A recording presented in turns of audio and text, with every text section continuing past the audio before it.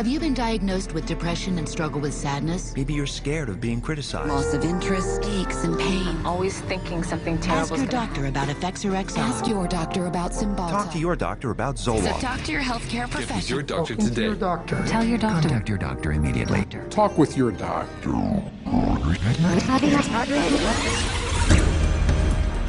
Over 40 years ago, leading psychiatrists met in Puerto Rico to map out their vision of the future.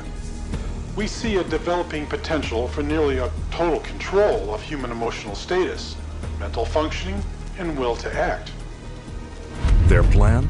To create by the year 2000 a range of psychiatric drugs regulating every aspect of human behavior. Yeah, I was diagnosed with depression and put on Paxil. ADD, and I was prescribed Ritalin. General anxiety disorder, prescribed Zoloft. Bipolar disorder, and I take lithium. PTSD, Zoloft. I was on Paxil. When they placed me on Zoloft. They gave me Adderall. I was prescribed Siptamil, Tegretol, Lexapro, Depakote, Stelazine, Adderall, Concerta, Orazine, Prozac, Lorazepam, Effexor, Clonazepam, Ritalin, dexamphetamine, Paxil, Silert, Prozac, Adderall, Elavil, Depakote, Wellbutrin, Seroquel, etc., etc. 100 million people worldwide are on psychiatric drugs. How did this happen? Psychiatrists convinced them they were sick. They want you to think you're diseased from birth, and that all those experiences of life, childhood and adolescence and teenage years and adulthood and being a senior citizen, that these are all various stages of disease. Because let's face it, we've all been depressed at one time. We've all been anxious at one time. These are normal emotions that we feel. Every emotional and spiritual problem is reduced to a label. And of course, all of those diseases require pharmaceutical treatments. This is big, big business. While generating a healthy income, claiming to be medical professionals, psychiatrists will freely confess that their profession is devoid of science.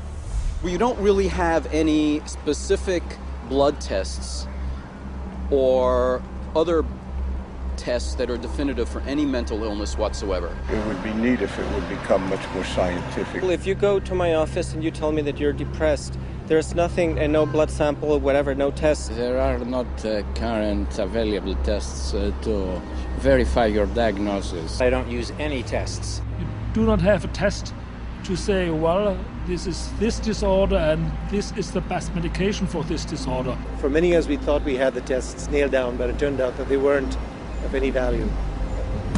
If you don't know what's causing the symptoms, then to give somebody something to alleviate the symptoms is close to impossible. By the time a drug's approved and it hits the general population, we don't know even 50% of the side effects that are involved with that drug. And these pills cause heart attacks and liver problems and immune system problems and lots of other medical problems. So you're playing with fire. Every day, psychotropic drugs cause serious adverse reactions. And while psychiatrists and drug companies fully understand the dangers of the drugs they sell, their unsuspecting customers are left to suffer the consequences. Everything became worse. Each mood swing was worse. He would have chronic headaches, chronic, nausea, not feeling good. She was very agitated. Very, very jumpy. She was having horrible hallucinations. Her personality was disintegrating. Once he started on that drug, the cloud just stayed over him and stayed over him and stayed over him. It got darker and darker. He thought there wasn't anything worth living to kill himself. That was not Matthew. That was the drugs. At least I would like to have said, I love you. I didn't get a chance to do that. In addition to crippling scores of people daily, every month, psychiatric drugs kill an estimated 3,000. But the human devastation would never have gotten this high if psychiatrists hadn't worked hand in hand with drug companies to promote their drugs to doctors throughout the world. Today, 70% of all psychiatric drugs are prescribed by general physicians. And how was this accomplished? Marketing. It's about creating a good story that uses science, that convinces a physician to think about writing a prescription. This is not science. This is incredibly effective marketing. It has nothing to do with science. They use what I call statistical contortionism. Basically just skew the numbers, make everything look fantastic, you hide the bad numbers. They're learning every trick in the book. They're evolving into efficient marketing machines, and it's working. There's definitely an unholy alliance between psychiatry and pharmaceutical sales. That's a marriage made in heaven. They're like conjoined twins. They're joined at the wallet. And with 374 mental disorders filling psychiatry's diagnostic manual, and more on the way, business is booming. Pharmaceutical companies have expanded their roster of psychotropic drugs from 44 in 1966 to 174 today. The top 5 psychotropic drugs combined gross more money than the gross national product of each of over half the countries on Earth. Altogether, the psychiatric industry rakes in $1/3 of $1 trillion a year. How could this have happened? It's a tale of deception that may be difficult to believe, but fatal to ignore.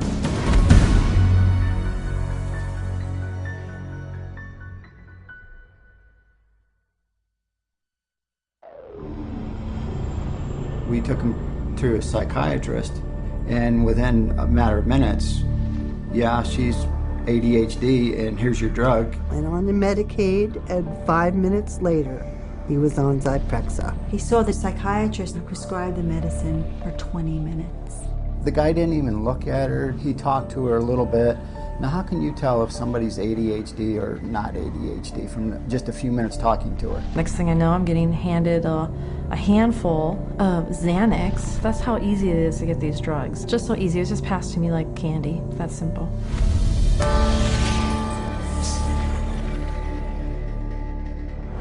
If a person were to walk in off the street, sit down with a psychiatrist, the chances of him being prescribed a drug before he were to leave the office, I would have to put it at 100%. Psychiatrists prescribe drugs. They might have different ways of diagnosing, they might have different ways of interacting with a patient, but it's rare to find a psychiatrist that uses no drugs. The psychiatrists today are, in quotes, admitting they can't cure these mental illnesses, and they're therefore going to manage your illness by using a drug. 50 years ago, a person who was going through a divorce would have relied on family, friends, clergy, and even the family doctor to a certain extent for conversation to work through the issue. They certainly wouldn't have been medicated. That was before the era of psychotropic drugs. Psychiatrists, occupying the lowest rung of the medical profession, worked almost exclusively in mental institutions.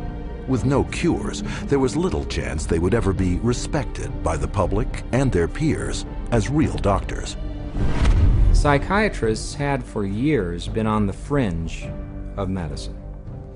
Typically, the standard doctor internist would have very low regard for psychiatrists because it was understood not to be a very clear science or art. Psychiatrists wanted to be viewed as physicians, as doctors.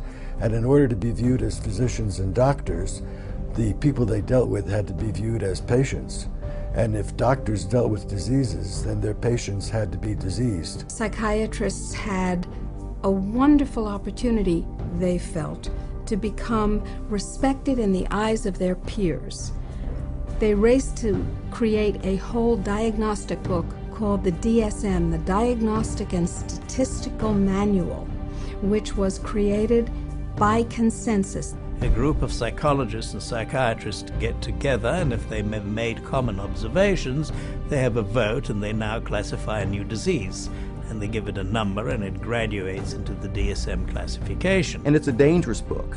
It's a book that has many disorders that could apply to any one of us, because the disorders are not real medical diseases. And it's things that apply to nearly all of us at times. Are you afraid of meeting new people? Are you afraid to speak in front of a large crowd of people? Does it make you nervous to go and to talk to your boss about a complaint? You can invent a mental disorder based on a checklist of symptoms, and that is exactly how the Diagnostic and Statistical Manual, the billing Bible for psychiatry, works. Since the DSM's first edition in 1952, the number of diagnoses has steadily grown. From a slender 130-page booklet listing 106 so-called mental disorders, the DSM has bloated to a voluminous 886 pages. It is only through the use of this book that psychiatrists can diagnose, drug, and bill for services. In fact, the psychiatric industry currently uses the DSM to collect over $72 billion in private and government insurance money. The DSM is used to diagnose and then give a label, and the label is used for billing purposes. That's how they get paid. You have to have a term in the Diagnostic and Statistical Manual in order to then call it a disease and treat it as a disease and write a prescription for it. And so because they can vote it in, they can create, and then the drug industry can just take over and market their drugs for those new disorders. And those drugs were welcomed by psychiatry leaders because it made us real doctors. Of course, first the public had to believe that there was something wrong with them, and that that thing wrong was biochemical, and that that could then be treated by a drug which was supposed to cure all. And so it was relatively easy, I think, to say, well, look, let's start looking at mental illness as fundamentally a matter of chemical imbalance in the brain. Chemical imbalance is a term that's used as a marketing ploy, as opposed to anything that there's scientific evidence to support. Nobody has yet measured, demonstrated, or created a test to show that somebody has a chemical imbalance in their brain. Period. How do you market a drug that restores the chemical balance or corrects a chemical imbalance? How can you do that in good conscience if you don't even know what one is? The whole myth of the chemical imbalance was created to sell drugs. And while psychiatrists and drug companies have used this myth to make billions moving vast quantities of psychotropic drugs into the bodies of unsuspecting consumers, the public has paid the ultimate price. An estimated half of all Americans who commit suicide are on psychotropic drugs.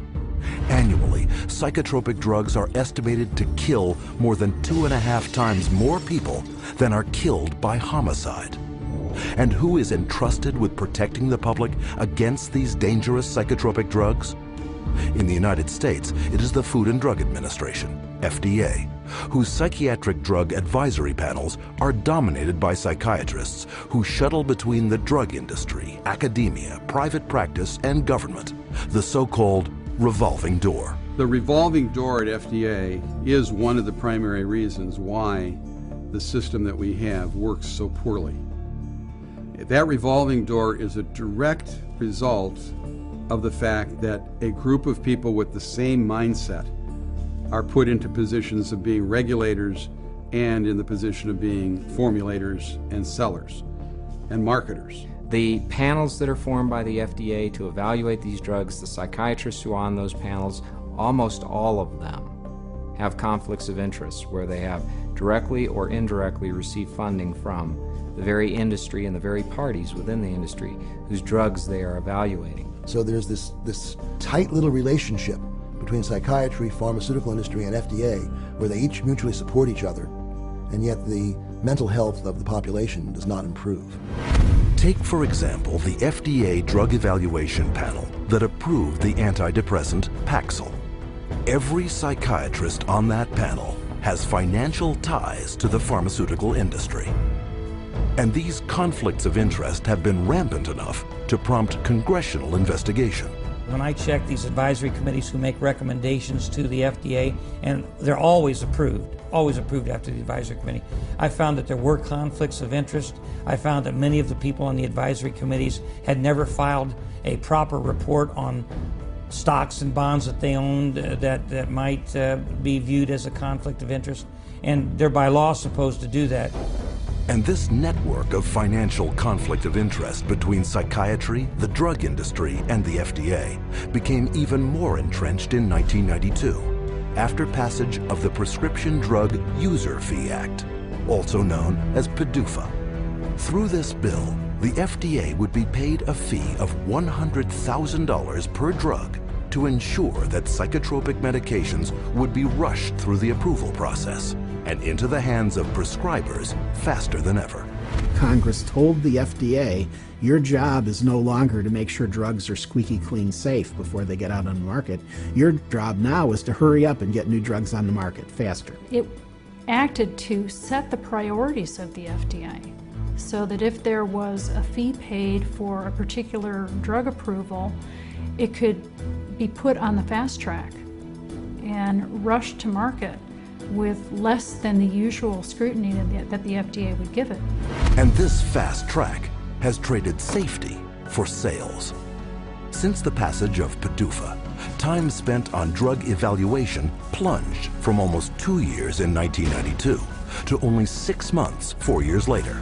Meanwhile, the number of new drugs released to the public doubled.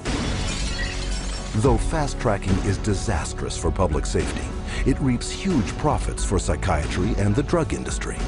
Because the sooner a drug is approved, the sooner it makes money. And the money is big. Every day, the average psychotropic drug grosses over $7.7 million. One drug, Zyprexa, rakes in almost $12 million daily. And even though FDA now charges over $1 million per new drug application, the pharmaceutical fast track shows no signs of slowing. If you look at the relationship between the FDA, the pharmaceutical industry, and the psychiatrists, there's some kind of game that they're playing there. And what is the game? Well, you could say it's money, definitely money. And when you follow the money, you realize that there is no money in health. There's big money in disease. That's why all you hear about is managing disease or treating disease. You don't really talk about curing disease. And so psychiatrists have become mainstream doctors in America. And that is because of the pharmaceutical industry. They can thank the pharmaceutical industry because they become mainstream and because they have a lot more money than they used to. And the drug industry can thank them because now they have thousands of soldiers in their army distributing these drugs to everybody. From the smallest infant to the oldest senior citizen, no one is immune from any of the hundreds of fictitious disorders invented by psychiatrists that fuel a multi-billion-dollar psychotropic drug industry. And every day, psychiatrists are casting their nets ever wider. And all it takes? Another psychiatric label.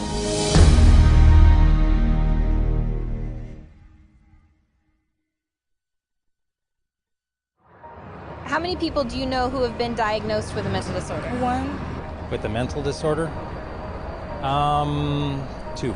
I'm sure a couple. I know a few. About 3 or 4 personally. Probably 4.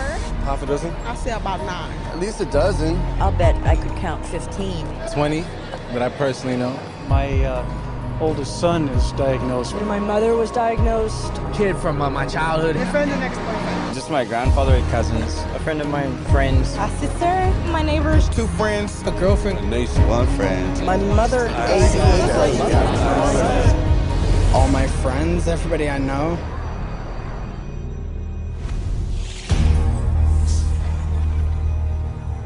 An apparent flood of mental illness is all around us. Where is this coming from? Psychiatrists, whose diagnostic and statistical manual can label anyone walking the earth today as mentally ill. Psychiatrists, I believe, they look at every human being and they divide humans into 2 classes, clients and potential clients. We see this no more prevalent in any field than in the field of the mental disorders, where one disease after another is invented and then popularized and the public is made to worry about it. It's a disease mongering. It's the selling of sickness. You know, sometimes it's a drug in search of a market, and it's giving public awareness to minor conditions with the ultimate goal is to sell more medications. It's not caring for people. When you run out of symptoms, you don't have any more clientele to market to. So you have to invent disease. And with psychiatric medications, you can invent diseases all day long. Look at human variation. Everyday things like shyness, sadness, or even situational depressions like grieving, postpartum depression, they all become studied and prescriptions start to get written for these drugs. Before these drugs were introduced in the market, people who had these conditions would not have been given any drug at all. And so it is the branding of a disease, and it is the branding of a drug for the treatment of a disease that did not exist before the industry made the disease. Case in point, shyness, a common life situation, voted by psychiatrists into their diagnostic and statistical manual under the name social anxiety disorder. You know, people are nervous. Well, they come up with, say, social anxiety disorder. SAD, they'll call it SAD. And the connotation is that everybody ought to be happy and that here's a drug that can make you happy. So that a common occurrence, which is every now and again everybody's sad, we ought to be treating with a drug.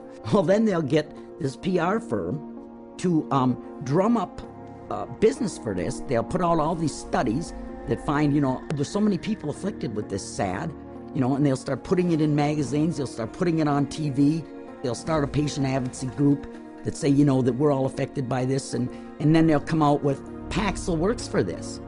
So they go to the FDA and they said, well, we ran this study and this works for this new invented disorder. And that is SAD, social anxiety disorder. And millions of people suffer from it. And it's purely fictional. It's a normal human emotion that everybody experiences at certain times or another, but they make it into a disease. Paxil, once it got approved by the FDA as the first antidepressant to be used for social anxiety, it took off huge. And it just moved from number 3 in the market amongst its peer drugs to number 1 in the market.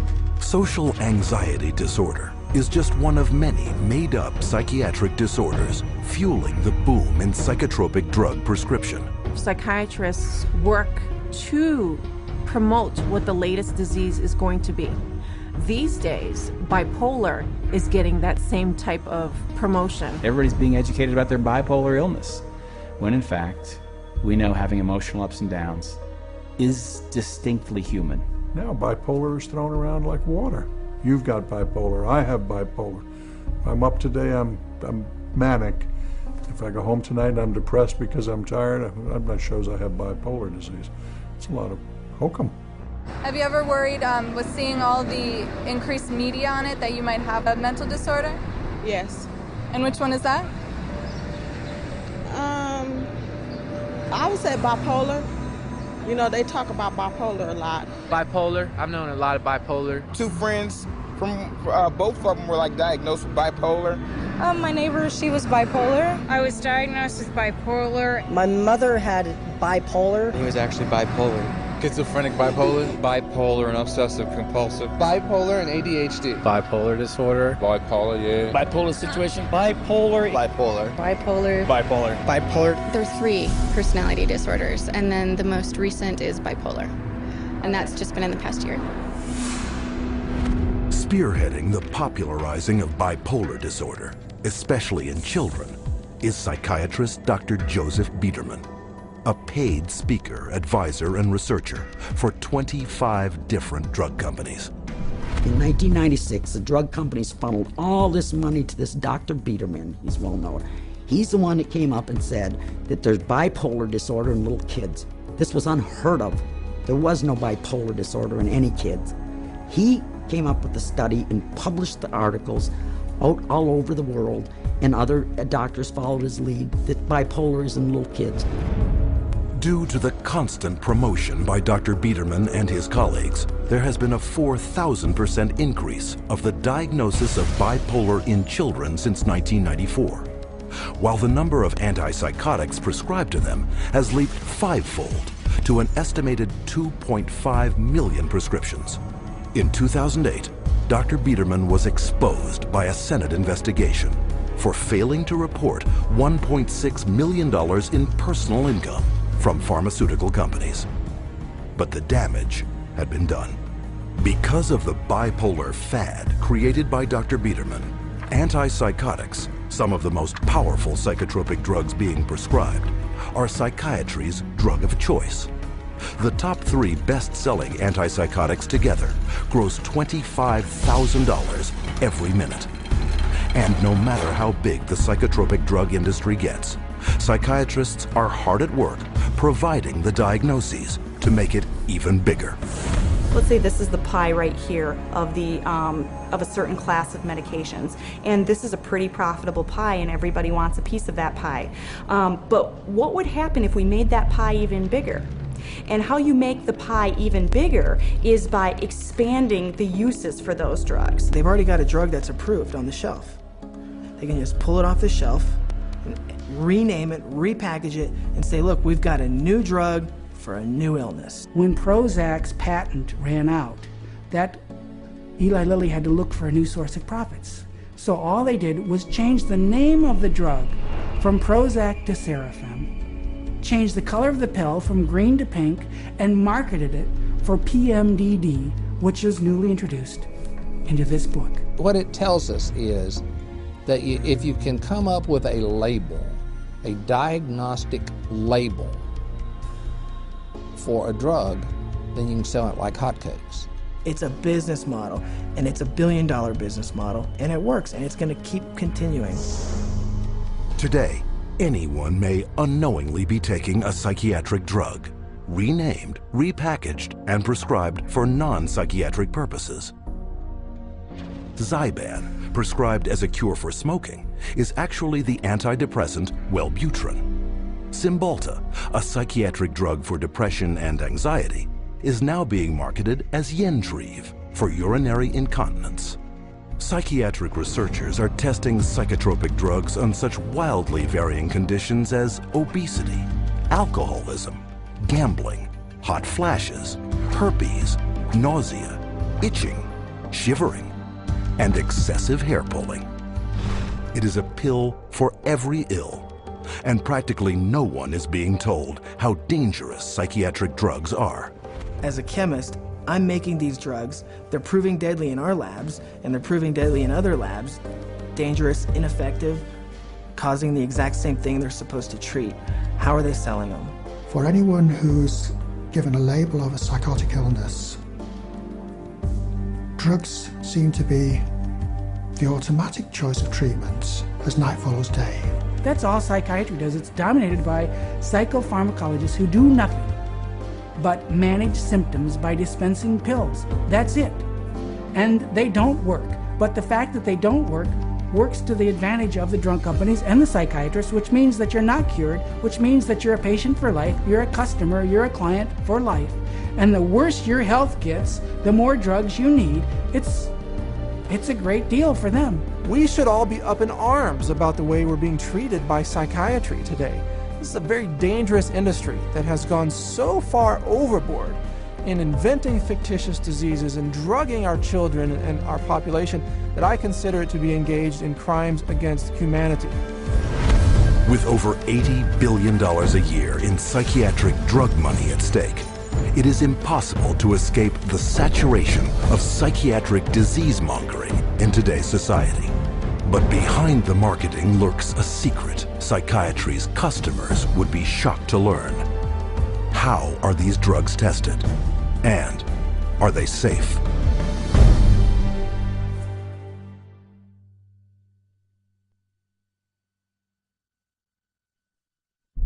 No one knows precisely how these psychiatric medications act. We don't know if I give you a medication if it is going to work or not. There's not a great deal of scientific support for using them. I myself, I try to pick a drug whose side effects might be useful. You have to choose what is the best option. We don't have sure methods. There are no rules. Everything it's an art, really. Often it's trial and error. It's a kind of a trial and error. It's trial and error. Some degree of trial and error, I guess. A blind man's bluff or something like that. You never know if it's the right drug. It's a much more complex subject. There's always going to be huge surprises, and that's what makes it so difficult. The best psychiatrists in the world will mess up all the time.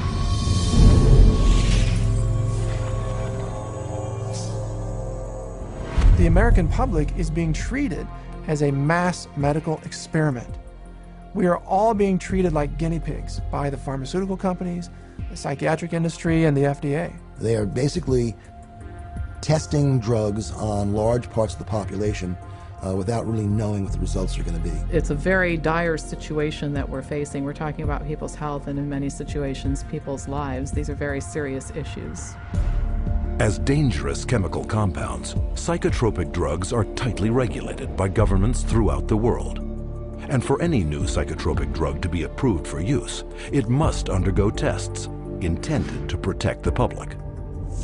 When a pharmaceutical company develops a new drug that they want to send to the market, what they do is they have to run it through clinical trials. They have to be able to provide to the FDA safety data to say this is a safe and effective drug. In clinical trials, psychiatrists are engaged to do the research. And we could bank on the fact that these psychiatrists are tied to the pharmaceutical companies. And the psychiatrist puts their name on there, they're seen as an expert. Talking mental drugs, who writes them? It's psychiatrists. So that's how it works. It's a terrible system. The desperate thing about it is that it's all dressed up in the name of science. It's not science at all, it's pure marketing. But they get away with it because it's called science. There's really no test, no x-ray, there's no chemistry that shows you have this condition. It's really just the opinion of someone who is probably taking money from pharmaceutical companies to prescribe drugs to people. Where's the biochemistry? Where's the research? Where's the substantiation? And the answer is it vaporizes like mist in the morning. It's not there. But the lack of scientific testing doesn't stop psychiatrists from carrying out clinical trials on dangerous drugs. Clinical trials are supposed to consist of 4 phases of precise scientific drug testing, the first 3 of which must be submitted to governments for regulatory approval. In Phase 1, the drug is checked for toxicity. In Phase 2, tests are done to see how the drug reacts in the human body. If it clears this hurdle, then a Phase 3 trial is carried out. But with no lab tests verifying or measuring any mental disorder, and with big money at stake, psychiatric drug research is highly subjective and rife with manipulation. There are many, many, many places where you can tweak the study just a little bit with the study design or with the way you gather the data or the way the data are reported. And there's so many different ways you could bias a study. I've seen what they did to the data in these trials. There's no question that they manipulated the data. For example, let's say they had 100 people to start with. 40% drop out. 30% have a positive response, 30% have no response. They then say that they have a 50% response rate, when in fact, most of us would say it's a 30% response rate because only 30 out of the original 100 really responded. And so you can see that that's a little bit of a manipulation of the research data. When they design drug studies, they're only looking at the one thing they want to see. And they don't report all the other things that are happening. Case in point, the antidepressant Cymbalta. Lilly, I believe, in February of 2004, did a clinical trial study. The people in this clinical trial did not have symptoms of depression. And in that clinical trial, there were 11 attempted suicides and 4 suicides completed. One of which was Tracy Johnson, 19-year-old college girl. She did not have any symptoms of depression, and yet this drug pushed her to commit suicide by hanging herself. That shoots the theory down that they say that, people get suicidal because of the, underlying illness that people kill themselves, that these weren't suicidal people to begin with. These weren't depressed at all. These were healthy people. A slew of media coverage followed, but psychiatrists on the FDA Drug Evaluation Panel chose to ignore the death and went on to approve Cymbalta the following August. One of the reasons why we have underestimated the potential of some psychiatric antidepressant drugs to actually trigger a suicidal kind of behavior in people is because the people who designed the research study didn't include in the research questionnaire this suicidal behavior. And then you can report that we had 0 incidents of this type of behavior among our subjects. And then the response is trumpeted as if there's something magical about it, when in fact what's happened is a whole statistical tap dance routine that violates good science. However, on the basis of that kind of phony trial, the drug can be marketed. Keep in mind that when a drug is tested in the clinical trials, it's only a very short period of time. The final phase of testing can be anywhere from 5 to 6 weeks. The longest of those studies was 8 weeks. The shortest was 4 weeks. So these are not long-term studies. I think most physicians and most people taking the drugs assume they're long-term, 1 year, 2 years, 3 year studies. They're not. They're very, very short studies. I find it pretty outrageous that we can base a multi-billion-dollar industry on a few 6 or 8 week clinical trials where antidepressant medications beat a sugar pill by a few percentage points. It is on the basis of biased research such as this that psychotropics with potentially fatal side effects are routinely approved by FDA panels for a lifetime of use. And how can this happen? Because drugs are big money, and FDA panels are dominated by those who benefit by approving them. The FDA panels that evaluate these drugs are largely psychiatrists. All of a sudden you discover there are 20 different pharmaceutical companies paying them, either grants or honorary or some other way. They're getting paid by the pharmaceutical industry. If you have a psychiatrist who works at the FDA, he could also be being paid by industry. He might sit on industry panels or discussions or get paid to be a speaker. What I found in working with physicians at the FDA was that they could have dual positions. They could sit on an industry board. They could be influenced by industry. If you've got 10 FDA scientists or 10 committee members, it's just a matter of 6 saying yes, the drug is safe, 4 saying no. And in almost every single case, those 6 saying that the drug is safe and effective always have pharmaceutical ties. They're getting paid, they're getting funded somehow or another. Have you been diagnosed with depression and struggle with sadness, trouble sleeping, anxiety, or low energy? Ask your doctor about Effexor XR. With Phase 3 approval a foregone conclusion, the marketing blitz begins. But while psychiatrists have already begun promoting and prescribing these drugs throughout the world, there's one more phase yet to be carried out. Phase 4.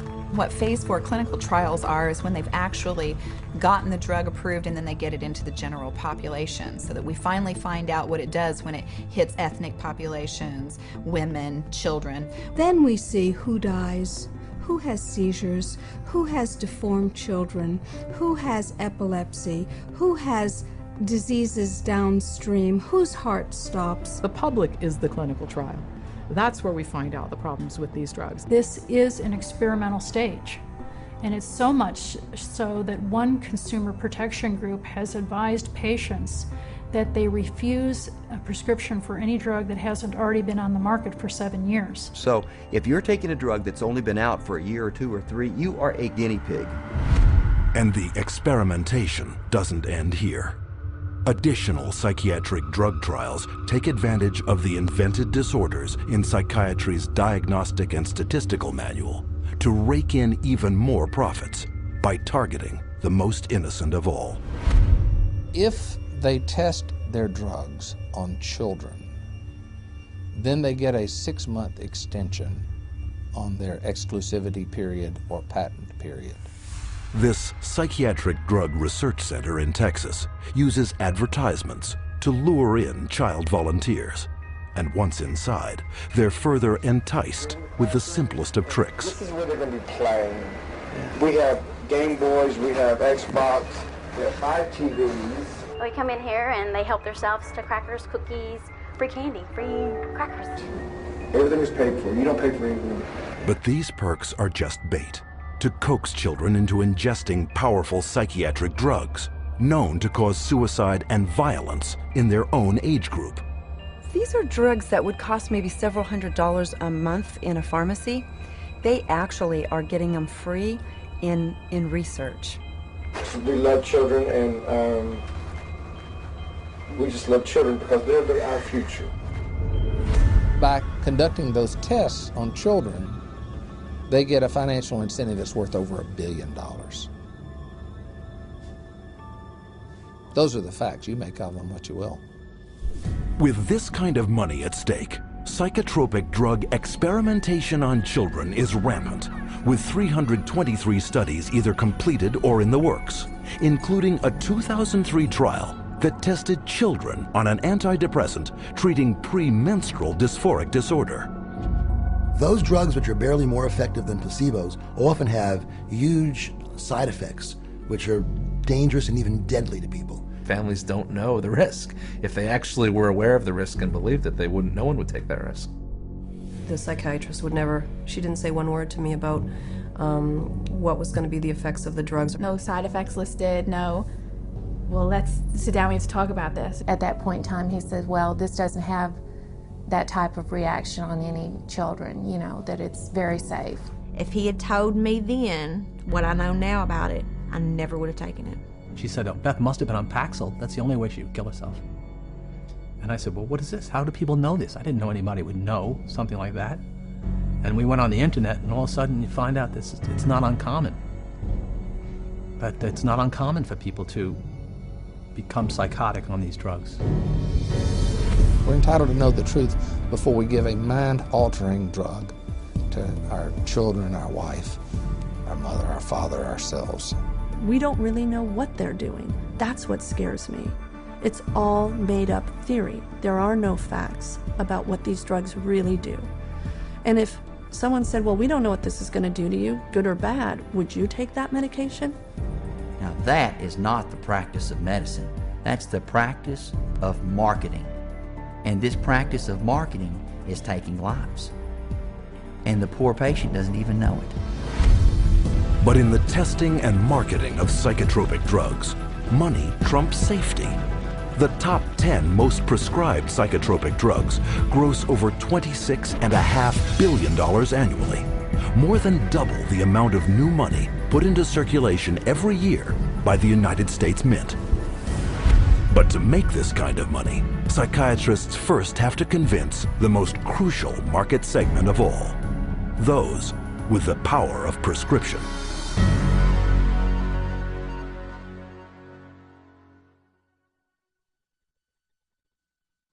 The psychiatrists specifically, they're just kind of working as sales agents for the pharmaceutical companies.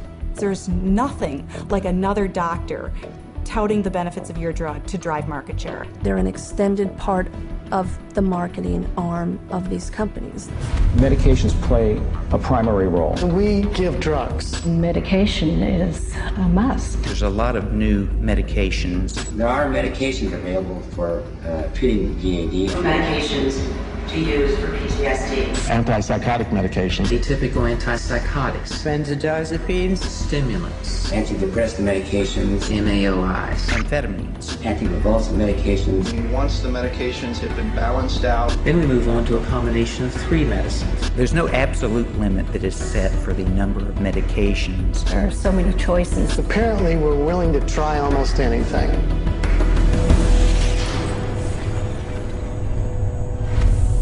Psychiatric drugs can't be sold without a prescription, so pharmaceutical companies hire psychiatrists to promote psychiatric drugs to their fellow prescribers.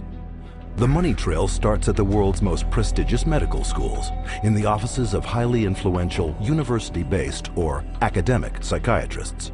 With their seal of approval, pharmaceutical companies make billions on psychotropic drugs. There are a lot of academic psychiatrists especially who have ties to 10 or 15 or 20 different pharmaceutical companies, and so they're making a very large amount of money. Whether they're professors or whether they work at big, medical institutions, those drug companies will make sure that they've got them on the payroll somehow. They'll have this person feed this information to their other peers, but it's all being motivated through monies being funded by pharmaceutical companies. About 40% of the early stage marketing dollars for pharmaceutical companies go straight to these thought leaders, psychiatrists. These financial arrangements with so-called key opinion leaders are very lucrative. A top academic psychiatrist can personally rake in over $500,000 per year from pharmaceutical companies. These people are still considered the stars of their medical centers because they bring in all this great money from the pharmaceutical companies, and that helps keep the coffers of the medical center full. Universities receive a lot of money from the pharmaceutical industry. Drug companies are building buildings right next to the medical school. They're funding research right and left. The University of Michigan Depression Center received, I think it was $750,000 from Eli Lilly, and all they do down there is crank out this biological view of psychiatry and mental illness and depression. With academic psychiatrists collecting millions in drug money for their universities, it is no surprise that school curricula focus on psychotropic drugs. Training programs in psychiatry, the majority of them now are drugs first. You know, you're really a psychopharmacologist in a way when you come out of a psych residency training program. Even when I went to medical school, psychiatrists did talk to patients. Now all they do is write a prescription and send them away. A psychiatrist is trained for one purpose, to administer psychiatric drugs. Academic psychiatrists don't just indoctrinate future prescribers, they also heavily promote these drugs to their peers. First, by creating clinical trial studies, passed off as unbiased research that push both an invented psychiatric disorder and the drug to manage it. These studies are planted in professional journals to be read by their colleagues and quoted in the media. But what readers don't know is that an estimated 50% of the time, these psychiatrists never took part in the studies. One of the most unethical practices we're aware of is ghostwriting of journal articles, where somebody at the pharmaceutical company will write the paper and the academic physician will put his name on it and get it published in a major journal when he maybe changed 3 or 4 words in the whole article, and the article was basically written as a marketing tool by the drug company, and yet this academic puts his name on it as if he's the author. He has had no part in the study, and also he probably hasn't even read the study results, but he is prepared to receive $10,000, $20,000 to put his name at the front of the research, which gives it added authority. Ghostwriting is so common that even the psychiatrist running the FDA department evaluating psychiatric drug safety has attached his name to ghostwritten articles. The average physician picks that up and reads it. He believes it. And it's not a mystery that he would believe it. It seems reasonable that it's in black and white, it's in a good journal, it's in the New England Journal of Medicine, it must be true. These journals are often sent free to psychiatrists and doctors under the guise of legitimate medical research. And why are they free? Because pharmaceutical drug ads reap huge revenues for their publishers. So if you go through a medical journal, you'll see page after page of advertising for bipolar disorder and treatment of using medications, or advertisings for depression and the treatment of using medications, schizophrenia. So it's really everywhere. I remember just a couple of years ago, the first time I opened the journal from the American Psychological Association called the APA Monitor, and there was a multi-page ad, high gloss, very expensive, for Concerta, which is time-release Ritalin. I resigned from the American Psychological Association. I wasn't going to be part of this whatsoever. It's very hard when your major source of income is advertising and advertising placement to write an article that's negative about a particular drug and expect that company to continue to buy ads in your medical journal. So that's a major issue. But psychiatric key opinion leaders aren't satisfied with filling medical journals with ghostwritten articles. They also spread the gospel of psychotropic drugs at conferences in continuing medical education, or CME. Physicians and nurse practitioners and physicians assistants are mandated to take a certain amount of continuing education credits every year. Well, 70% of all continuing medical education is now funded by the pharmaceutical industry. That seminar is going to be taught by a professional who is employed by the pharmaceutical company. The very nature of where someone is giving you your support means you are biased to that person's side. Many physicians and many psychiatrists who attend medical conferences don't know that when they go to that conference meeting that's about antidepressants, antipsychotics, and it's generally an academic psychiatrist who's speaking, They don't realize that person's probably making about $10,000 for that 1 hour speech. But you don't have to be an academic psychiatrist to get a piece of the pie. Psychiatrists who heavily prescribe psychotropic drugs are generously rewarded by pharmaceutical sales representatives for drumming up local business. Psychiatrists, especially high prescribers, are targeted and gifted extensively by the industry. Now that gifting is where you need to get specific. That was not unusual during our marketing conversations to say, well, what's our top drug writer? You know, who's the doctor that's prescribing the most of this drug? Well, you know, let's send them to the Kentucky Derby. We offered trips on some occasions to come out and hear a 2-hour talk, but it happened to be on a nice island in Hawaii. There were a lot of things that we did day in and day out to try to get the doctors to write our drugs, or in my case, to write for the psychiatric drugs. We did a lot of lunches and dinners, and we brought in speakers, and those speakers were obviously paid by us, and we would wave, you know, renowned studies at them from renowned journals. But of course, we would never say that these studies were paid for by our company, and that it was written by a ghostwriter who was paid by our company, or that our company tends to do a ton of advertising within that particular medical journal. We would never say that.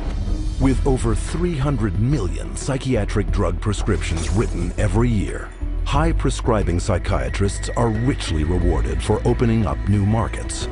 They receive up to 25% more pharmaceutical money than any other medical specialty, an average in one state of more than $45,000 per top psychiatrist per year. Psychiatrists get more kickback from the pharmaceutical companies than any other branch of medicine.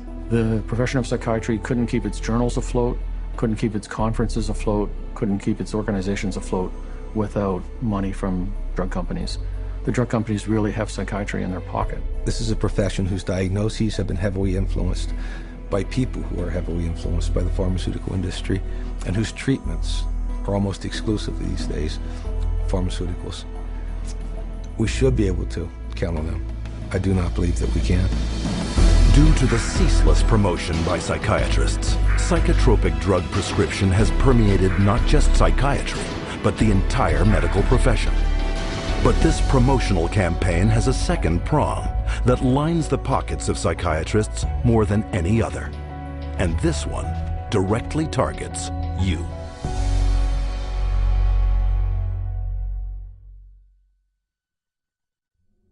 Abilify helps control symptoms of bipolar mania. Ask your doctor about Effexor XR. Paxil, the most prescribed medication of its kind. Prozac Weekly is here. Zoloft, a prescription. Serafen, PMDD. And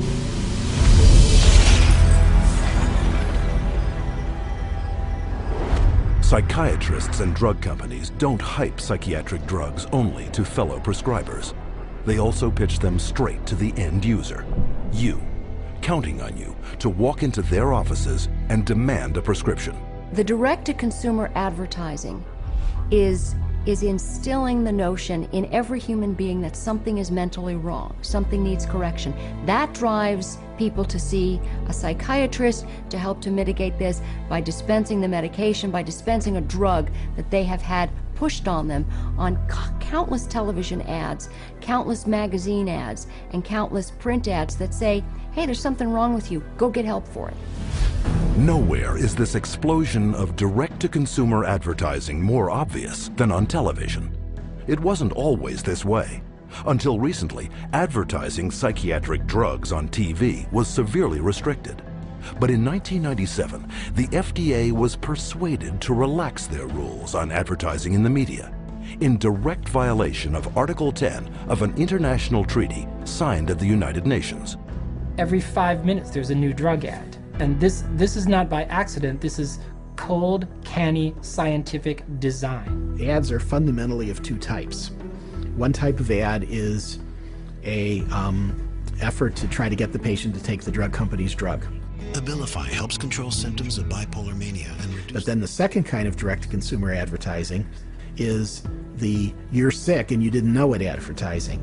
You could be suffering from generalized anxiety disorder. Because they want to create sales, so what they're going to do is tell people, do you have these symptoms? Do you have this disease? Do you have this particular condition? But they hit it so hard on television that people say, ask your doctor, ask your doctor. Every commercial is a referral to the doctor. See, they're working for each other. Ask your doctor about Cymbalta. Depression hurts. Cymbalta can help. I can go to my doctor and say, here are my symptoms, and walk out with the prescription I want. I can ask for a drug by name, and most of the time I'll be given drugs. So basically I'm my own doctor. The industry defends what it's doing by saying this is some kind of public health education campaign.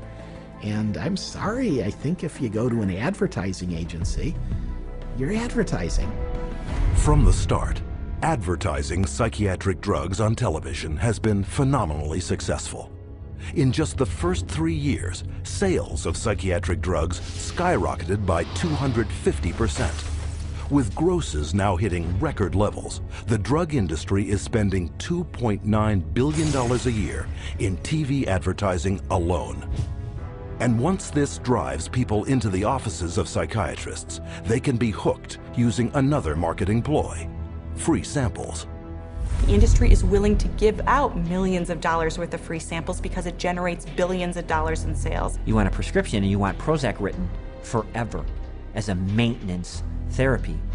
So you establish that with some free Prozac up front. Here, take this sample, it doesn't cost you anything, and then if you like it or if it seems to work, then we'll make a prescription, but you're going to have to pay for that prescription. The sample is free. So it's really a marketing technique. They got a cash cow. Zero refill means you've got to go back to the doctor for another consultation, for another subscription, and it just goes forever. This is business. This is money. Some direct-to-consumer marketing is camouflaged as public information. Psychiatrists regularly appear in the media, warning the public of the latest mental illness epidemics and hawking their latest breakthroughs. They write articles planted in newspapers and magazines that further their mental health awareness campaigns. Even patient advocacy groups claiming to offer unbiased information on psychiatric drugs are, upon closer inspection, pharmaceutically funded front groups managed by psychiatrists. They were started specifically by the industry themselves, and the public isn't informed of that. You know, it's basically a great big lie to the public that they think they're going to a charitable organization that has their best interest at heart. Case in point, children and adults with attention deficit disorder, or CHAD, the biggest and most well-funded front group for the makers of stimulant drugs. Stephen Plog is a former CHAD executive. When I became the CHAD coordinator for Las Vegas, they gave me a manual, and in it said, we want to provide unbiased information to help and support people who have ADD. For the next 30 days, we put 22 parents and their kids on a program with lab tests to find out what their causes were, eliminated their causes, they got prescription-free, medication-free, side-effect-free, and they got better with their self-esteem, and they became actually happier, healthier, and more successful. Chad found out about this, called me up and says, we do not allow people to talk about nutrition in any of our seminars. We only prescribe going to a psychiatrist who will only prescribe drugs and therapy. So they said you can no longer work with us, and they fired me for simply recommending that parents go get a lab test, find out what the causes are, and eliminate the causes. They do not allow that. They only allow medication and psychiatric treatment. Psychiatric patient advocacy groups also promote psychotropic drug treatment by broadly issuing public marketing surveys disguised as medical questionnaires. You can take a survey of maybe 16 questions. And if you are a normal human being who's lived through ranges of emotions of normal life experience, if you've known the exhilaration of the birth of a child, a niece, a nephew, and the devastation of a divorce and the loss of dreams, and answer honestly to those questions, you will diagnose yourself as bipolar. And the instructions that come back along with the diagnosis or the warning that you're probably bipolar say, print this out and take it to your doctor. And how simple is it for anyone to go online, answer typical life questions, and be given a psychiatric disorder? Here are some randomly chosen volunteers, people of all ages leading normal lives. Do you feel sad, blue, unhappy, or down in the dumps? Sometimes. I've had periods of great optimism and other periods of equally great pessimism. Yeah, that happens a little bit. I get tired for no reason, sometimes. My life is pretty full. Nah, not really. For no apparent reason, I sometimes have been very angry or hostile. It's hard for me to concentrate on reading. I am restless and can't keep still. My heart beats faster than usual. I have trouble sleeping, shortness of breath. Gained weight. Trembling hands. I have an idea that most of these are going to be sometimes. Everyone has. As in everybody? Somewhat. Somewhat true. Just a little. Oh yeah, yeah. Alright, my score totaled 42. Bipolar disorder, moderate to severe symptoms. Wow. Answer reflects on the presence of depressive symptoms. Currently suffering from an anxiety disorder. I may be suffering from bipolar 1. Minimal to mild depression. An obsessive compulsive disorder. Guess that means I'm psycho. Guess I'll go to a psych. Try to see if I could work it out, get some meds or something.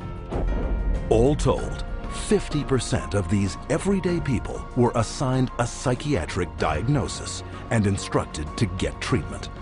By this measure, half of the U.S. population, some 150 million Americans, could be classified as mentally ill. Now you have a direct line of consumers just walking in with a little pre-survey that says that they potentially can have bipolar, ADHD, stress, anxiety, any of those categories, and they just need to take this assessment tool and say, okay, that basically that is what you have, and here's your drug. And psychiatrists are now clamoring to make such assessment tools mandatory. Take Teen Screen. Under the guise of a suicide prevention program, mental health tests are administered in the schools to diagnose and drug children. Children such as Chelsea Rhodes, who left for school one morning an average teenager and returned home with a psychiatric diagnosis. The Rhodes family in Indiana, their young girl went to school one day, and all of a sudden they told her they were taking her into her room, and they move her into her room and give her the 10-minute Teen Screen test. And shortly after taking the test, she's pulled aside in the hallway and she's told she has two problems, basically, two mental problems. One, obsessive compulsive disorder, and social anxiety disorder. Her parents were stunned, dumbfounded. They didn't know that Teen Screen was going to screen their child. They had not been asked permission. People at school had told her that she was mentally ill with these two conditions based off of a computer test that took her 10 minutes to answer. One of the questions was worded if Chelsea went out a lot. She answered no. We'd ask her why she answered that way. She said, because Mom, you and Dad don't allow us to go out on school nights. I have to be home to do my homework and take care of our household chores. The other question was, do you ever feel nervous or anxious when you're in front of a group of your friends or peers? Chelsea answered yes. She explained to us that because when she has to stand up in front of a group of people and give a book report in one of her classes, she's very nervous. You know, I'm 43 years old and I'm nervous in front of every one of you today, but that doesn't make me mentally ill. I absolutely believe that the survey for Teen Screen was intentionally structured to flag as many children as possible as having a possible mental health problem. And who created Teen Screen and wrote its survey? Dr. David Schaffer, a psychiatrist with extensive ties to the pharmaceutical industry. Schaffer's questionnaire is anything but scientific. In a study he himself conducted, Schaffer admitted that 84% of all students were falsely flagged as suicidal. But what was not admitted is how traumatic the consequences can be. Alea Gleason was only 11 years old when she took a screening test at her middle school in Texas. It was 7th grade, and they had all the girls go into the cafeteria because they said that a lot of girls have depression, so they was working on some depression screen. Next thing I know, there's those middle schools tell my husband now that CPS is there at the school taking Alea because she's suicidal. I'm like, suicide? I'm not trying to kill myself. I love myself. I've always loved myself. So I don't know if she was even at the school or they'd already taken her away. When they took Alea, my girls and I, we didn't sleep for about a good 3 days. For the first 3 days, because my house was empty without her. And they was making me sign papers talking about if you don't take these medicines, you can't see your parents. So they was telling me, you know, if you take your medicine, you can see your parents. My daughter was on 22 different types of medication that this one psychiatrist gave her. They drugged me up so bad that they said they had to drag me.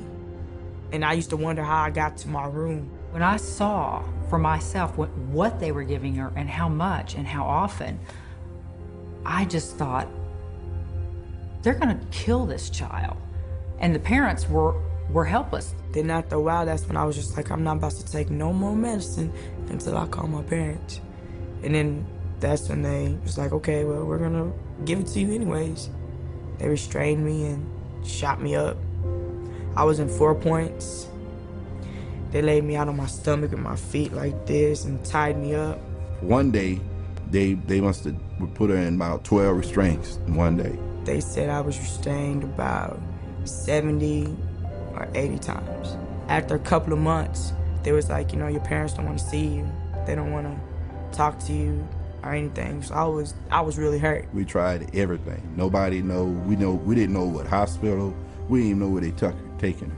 After 2 weeks, you're supposed to hear, or you're supposed to be able to see your child. They didn't give me that. I didn't see Alea till 6 months later. But I was a good child. I didn't deserve for that. And it messed up a lot of things. To this day, I still wish that I could just go back and be like, man, you know what, I'm not even gonna take the test. I would always tell every parent I see, they was ask me, don't do the team screening, because it will mess up your family. Psychiatric screening programs such as these are fast on the rise. Teen Screen alone is currently screening hundreds of thousands of school children in over 500 American schools in 43 states. Has nothing to do with helping kids, has nothing to do with mental health, has nothing to do with medicine. It has everything to do with the pushing of drugs. So it presents itself as being a wonderful, altruistic program, whereas in fact, I believe its cold-blooded and cold-hearted intent is to recruit more children into the very subjective diagnoses of mental illness and to treat those kids with medication. But the psychiatric drug push doesn't end in the classroom. Legislation has been put in place to screen all citizens for mental illness, including geriatric patients, war veterans, and pregnant mothers, all to be paid for by you.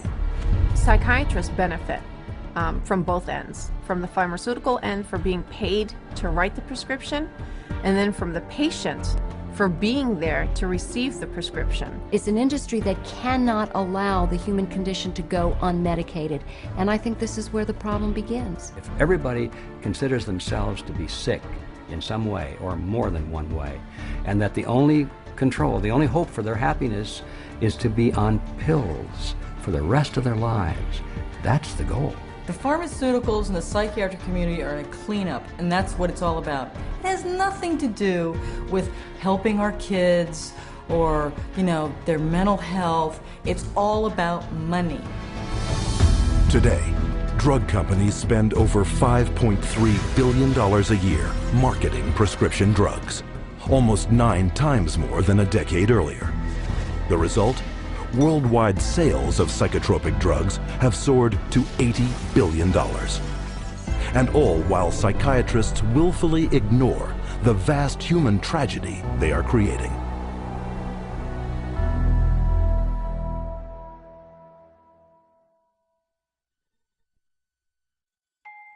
I'm 10 years old, and I'm going to read, I think, the side effects of a drug called Daytriana. The drug Adderall. Luvox. Cymbalta. Gyudon. Lexapro. Namenda. I have a question. Where do I find the side effects? How do I read it if it's so small? Just a bunch of letters squished together. I can't read this. This is the side effects of the drug. Side effects. Stroke. What the heck? Speech disorder. Eye disorders, vision blurred. Dry mouth. Nervous. Tremor. Dizziness, delirium, and coma. Tardive dyskinesia. They experience worsening of their depression. Aggressive reaction. Paranoid reaction. Psychosis. Serious cardiovascular events. Other serious heart problems. Heart failure. What? Suicide. Suicidal thoughts. Suicidal thinking and behavior. Increases the risk of suicide. An increased risk of death. Sudden death. These guys must be kidding. Wow. This is gross. Seeing this on a warning label, does anybody have any clue what they're putting their kids into? This isn't good.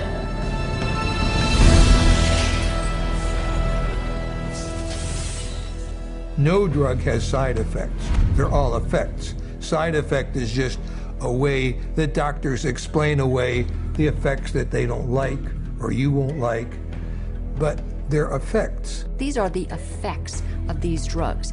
They're not just what might happen to you, they're what happen more often than not. We name them side effects because they're an unintended consequence. The antidepressant drugs not only don't make you happy, they have all kinds of negative effects on the system as a whole. These drugs are absorbed and distributed throughout your entire body, so they have side effects through all of your tissues and organs, including your liver and your kidneys and your nervous system. They destroy the brain, the neural net. They literally kill brain cells and cause all kinds of brain disorders. That's why we have they're not side effects, they're direct effects. But while psychiatrists continually downplay the multitude of severe health risks to the public, candidly, they had no problem admitting them to our cameras. I think I tell them the main side effects. I don't tell them every side effect because there are so many possible side effects. I would say the majority of patients experience some side effects. People get side effects to every medication you try. They all have side effects. All kinds of side effects. Lots of side effects. Physical feelings of sickness. Headaches, insomnia. They can't sleep. They can't eat. Drowsiness. Sedation is very frequent. Restlessness, appetite stimulation, neurologic side effects, tremor or muscle spasms, stiffness, weight gain, obesity, weight gain and stuff like that, decreased performance of sexual functioning, sexual side effects can happen, sexual dysfunction, etc. I've never had anybody die or anything, but I've had people faint and stuff, and it's really sort of unpredictable. You name it, and it can be a side effect. And why can't psychiatrists predict what adverse reactions you will get? Because not one of them knows how their drugs work. At least with street drugs, people know that they're dangerous, that they should be off of them. With pharmaceuticals, people are told they're safe to take every day. But far from being safe, psychotropic drugs are increasingly being exposed as chemical toxins with the power to kill. Some of the side effects that have become of concern lately are suicide, increased risk of suicide, increased risk of homicide. These aren't people that were horribly depressed when they were given a drug. These are people who are given a drug for social anxiety or difficulty sleeping or mild depression and then become suicidal. And so when they become suicidal and they kill themselves, what the doctor does is go back and say, oh, well, it's because they were depressed. The label itself, the disorder, is what is blamed for the side effects. When in reality, it's the drug that is causing the side effect. It is the drug that is the problem. Drugs such as the antidepressant prescribed to Woody Witzak, who took it not for any mental complaint, but to help him sleep. My husband and I, Tim, his nickname Woody, we were married just 2 months shy of 10 years, so we've had a long life together. And Woody was a guy who was healthy. He was a big runner. He's never had a history of depression or any other so-called mental illness. He was given Zoloft for insomnia. I find Woody one night completely sweat through his shirt in fetal position, kept going, Kim, you gotta help me, I don't know what's happening to me. It's like my head's outside my body looking in. Kim, help me, help me. We did breathing, listened to music, prayed, anything to calm him down from his head outside his body feeling. And a week later, he was found dead hanging. A guy who loved life. Psychiatrists claim their drugs save lives, but according to their own studies, psychotropic drugs double the risk of suicide, with one increasing the risk by a factor of almost 7. As a pharmacist who has been studying the problem for the past 7 years, I do see a glaring connection between the high use of these psychoactive substances and the rise of violence. If people knew that the mechanism was not known of these drugs, that they could cause, if there's a real chance for them to get a homicidal tendency or even suicide, if you take the drug, there's a chance you may want to kill yourself. And I could repeat probably a dozen other examples of significant self-inflicted harm or significant violence to others in patients who had never had that experience in their adult life. Patients such as Wyoming grandfather Donald Shell. Donald Shell was a man in his 60s, a gentleman, a family man, a funny man. He had had periodic episodes of depression, but never any real serious mental health issues, and became depressed, had a down period, went to a general practitioner and was given Paxil. 2 days later, he shot his wife, his daughter, his 9-month-old granddaughter, and then himself. The first question the jury was asked, very telling question, can Paxil cause some people to commit homicide and or suicide? To which they answered yes. Donald Shell was on Paxil for only days before his murderous drug reaction. But long-term use of psychotropics has also proven to create a lifetime of damage, an unwelcome fact ignored by psychiatrists. In the long run, the side effects may actually be worse than the original condition. I don't think the average patient has any idea that the long-term use of this drug is now associated with very serious diseases, with diabetes, with kidney failure, with tardive dyskinesia, a movement disorder that's very serious and permanent and irreversible. You can be affected by these drugs in any part of your body, your brain, your heart, your kidneys. That's why people die early very often, because they are prescribed things, and the long-term effects are, in some cases, the death of the individual. And more damage is created by polypharmacy, where psychiatrists make a fat living prescribing multiple psychiatric drugs, one to offset the effects of another. If you have drugs that create side effects, that gives you a ready market for more drugs to cure the side effects. It seems to me that it's a self-propagating system.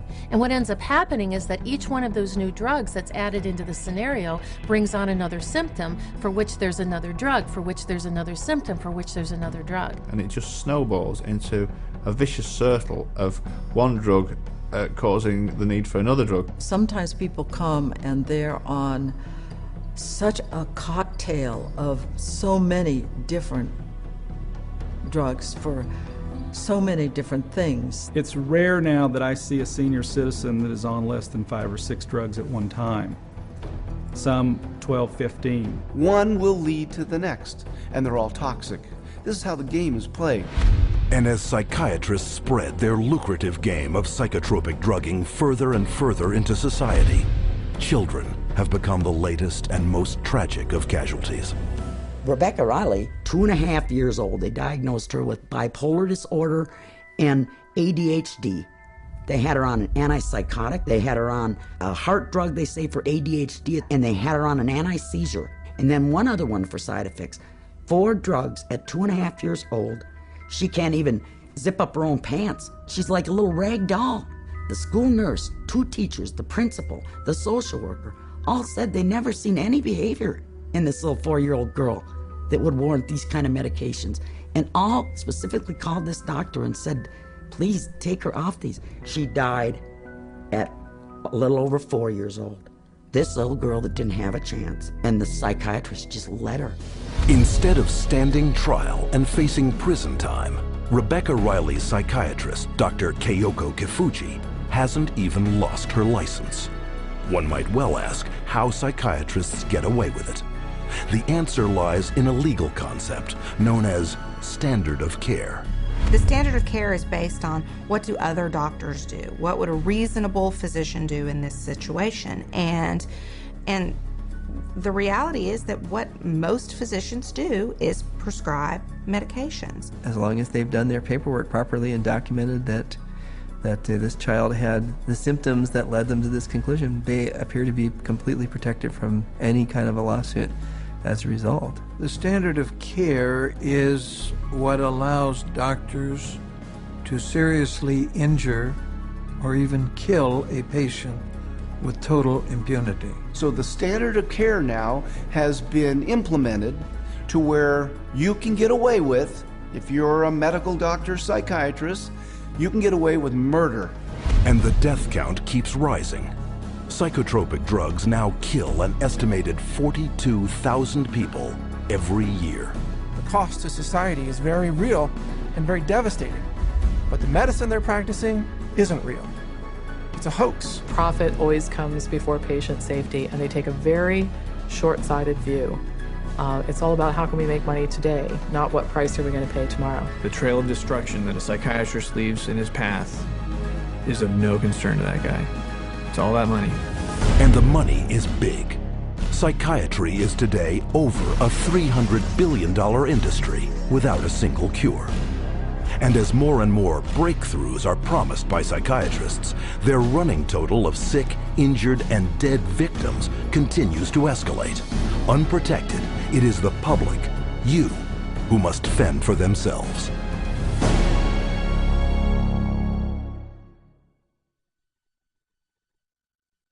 My wife and I are blessed. We have 7 children, and we love them all. They're all our favorites. Each child we have is our favorites. And Beth was extremely special.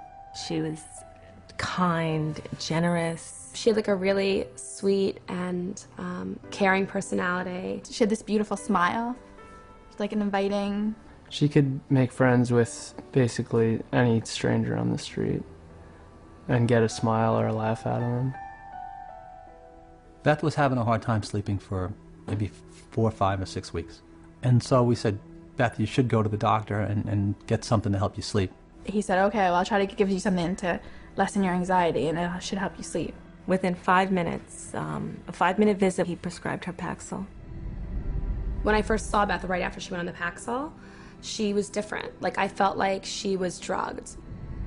And by the 2nd or 3rd day, she's like, I don't know, I just don't feel right. You know, I feel strange in my skin. But after about 3 or 4 days, I remember that Beth was, at times, very different, like sullen, keeping to herself.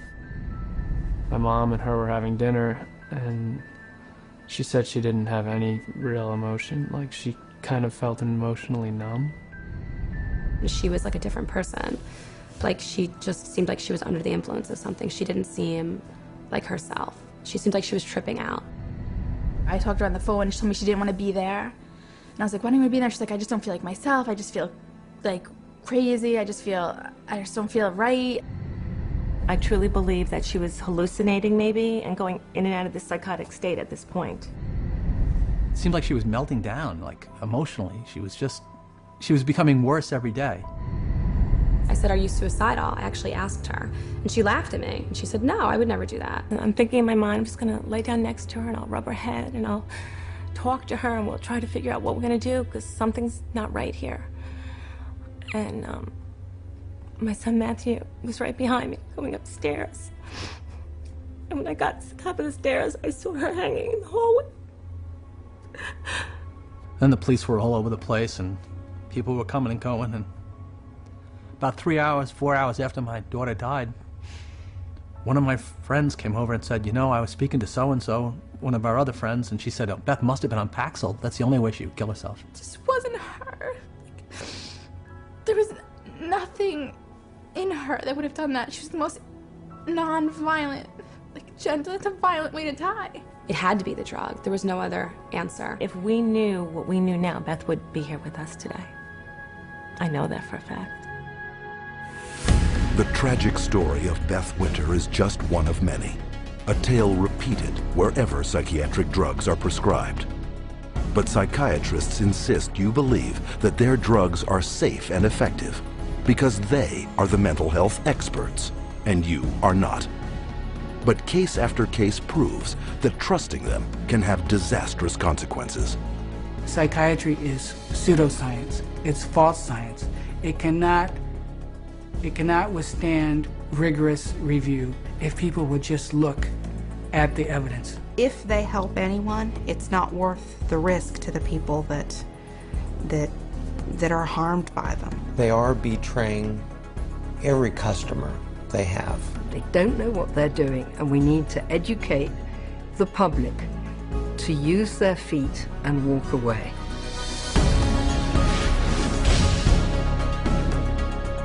And how can the public become more educated?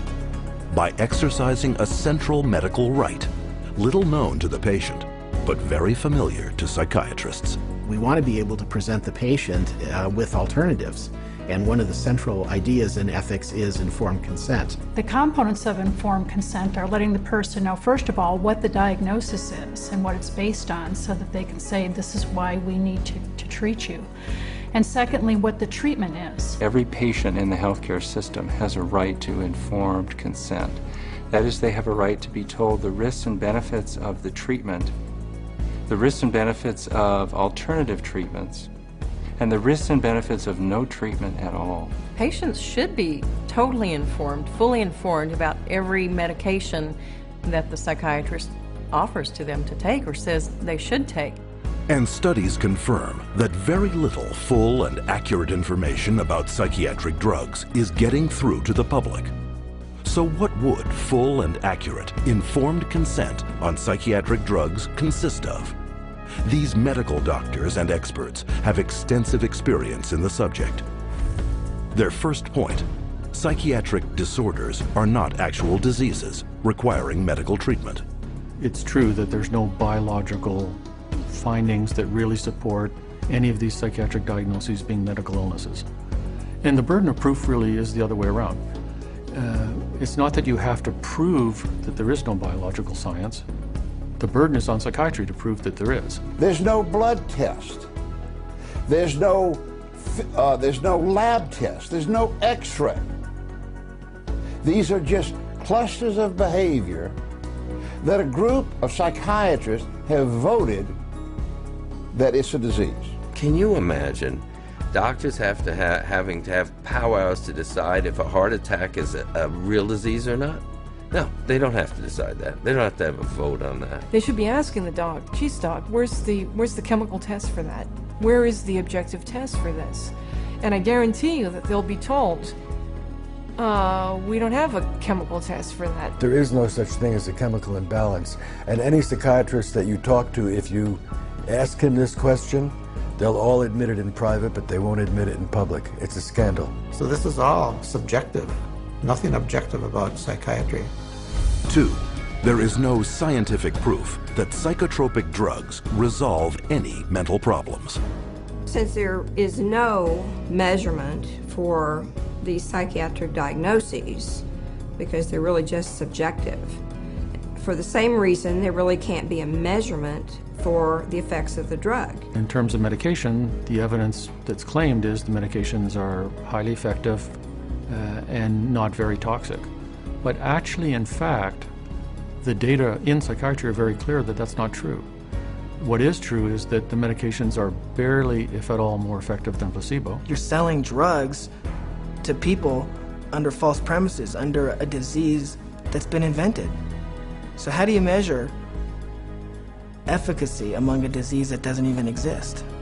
3, psychotropic drugs mask symptoms and come with severe short and long-term side effects.